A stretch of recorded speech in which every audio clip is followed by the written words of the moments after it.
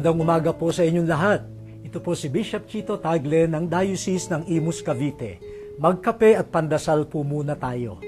Pagnilayan po natin, maging daan tayo ng mga milagro sa buhay. Kapag napag-uusapan ng mga milagro o himala, agad nating naiisip ang mga kagilagilalas na pangyayari. Sumayaw ang araw, hindi nababasa ang damit na nakabilad sa ulan. Naging valediktorya ng anak ko kahit hindi naka-enroll sa paaralan. Ang mga ganyang pangyayari ay maaaring gawa ng biyaya o kabuktutan. Ang araw-araw na buhay ay puno ng mga milagrong tahimik ngunit tunay, hindi napapansin ngunit mabisa. At tayo ay maaaring maging daan ng mga himala. Ang isang sinserong ngiti ay makapagpapasikat ng araw sa isang madilim na mundo.